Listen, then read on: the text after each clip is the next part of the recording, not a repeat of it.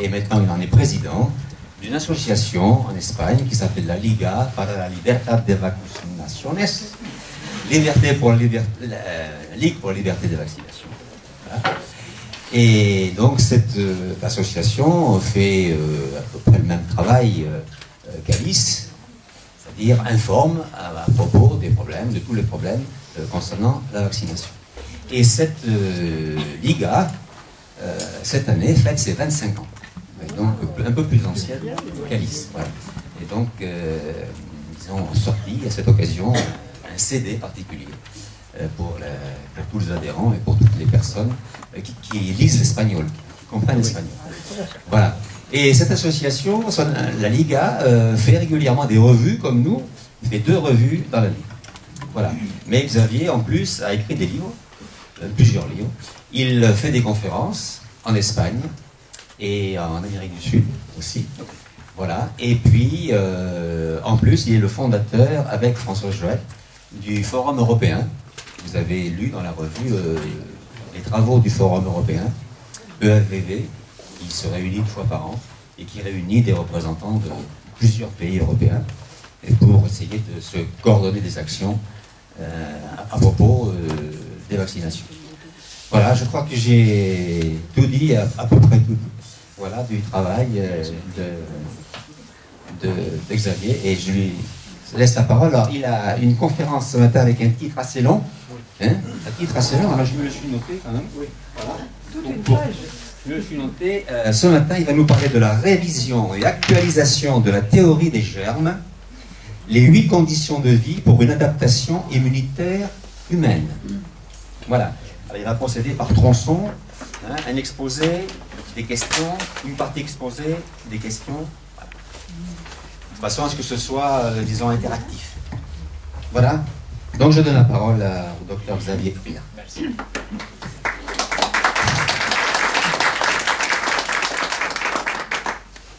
Bonjour, merci bien à toutes les personnes qui sont venues.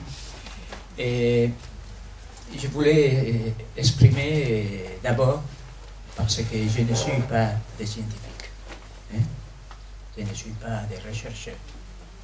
Je recherche toujours à la vie, mais je ne suis pas des chercheurs officiels. Hein? C'est une déclaration très importante. Je suis médecin. C'est une exposition que c'est un voyage à l'histoire de l'infection et des épidémies. C'est tout. C'est important parce qu'il y a des choses que je ne sais pas. Oui, toujours. J'ai la tendance à baisser les taux de la voix. D'accord. Et je vous remercierai. On va rester sur le plan là, parce que là, je ne vois pas. Oui. Vous mettre derrière. C'est bien comme ça. Voilà. C'est bien. Il faut rester là. Mais c'est vérité que nous sommes des étudiants. Ça veut dire que nous observons la réalité et après, nous faisons la lecture de la réalité. Mais je ne suis pas scientifique. Je ne suis pas scientifique. Et une autre chose que je voulais dire, le niveau de connaissance à la microbiologie, c'est immensément limité. On dirait à la microbiologie pas clinique et de l'environnement, on dirait que nous ne savons pratiquement rien de la réalité. Ce sont des mots que j'ai écoutés et que je suis tout à fait d'accord. Ça veut dire que ce que je dirais, et vous trouverez qu'il y a des noyaux à la chaîne qui manquent. En la cadena. Oui. Les noyaux qui manquent. Je viens parler hier soir avec Michel et ça c'était très intéressant parce que je n'ai pas pu dormir bien. Non, non, c'est très bien. Et pendant la première heure. Mais après, j'ai dormi très bien.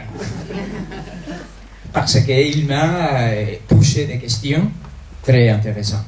Hein? Toujours, c'est très intéressant. Toujours. Une chose, c'est si nous pouvons répondre à la réalité. Une deuxième chose, troisième, que je voulais dire, je n'ai pas pratiquement écrit rien de ce sujet. J'ai fait le livre Les dangers des vaccinations, qu'on expose un peu ce que nous parlerons aujourd'hui, mais il faudrait faire le livre de ce sujet, mais je n'ai pas l'envie d'écrire en ce moment.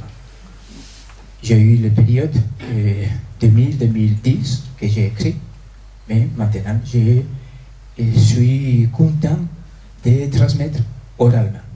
Hein? C'est ça.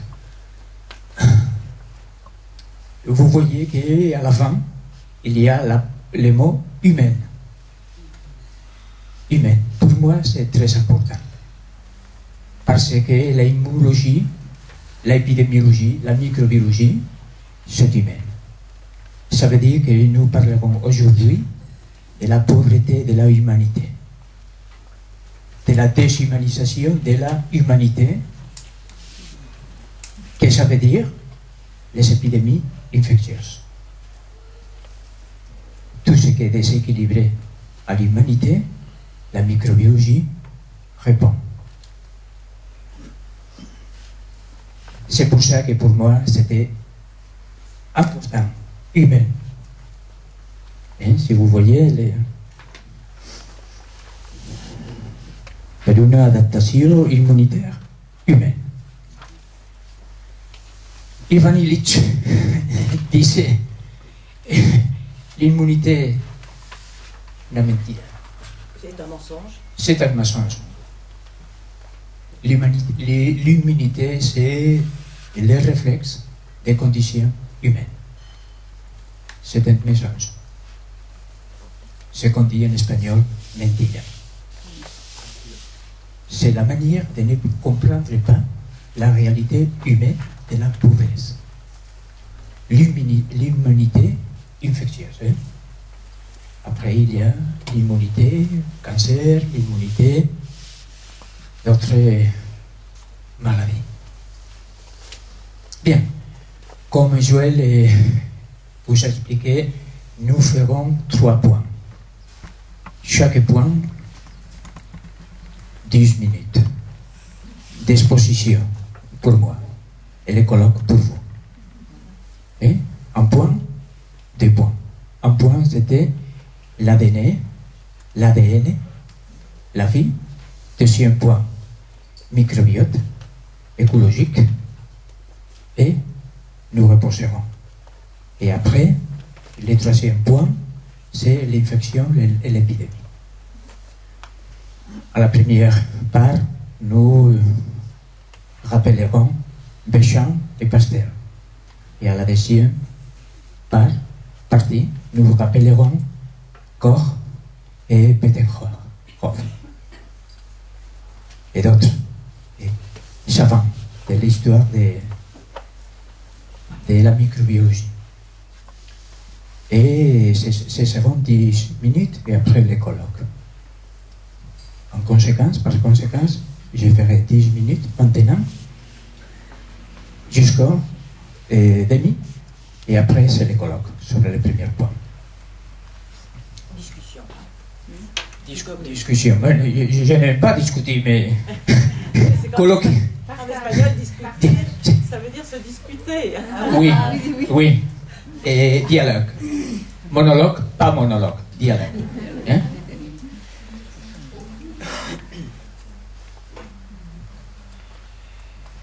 Et l'autre jour, pendant le voyage à la Bourgogne, parce que je voyage toujours, qu'on m'invite, c'est un voyage pour moi, même, toujours. Et on parlait de la médecine et des études de médecine. Et on disait de la mémoire. Moi, ce n'est pas la mémoire. je ne suis pas.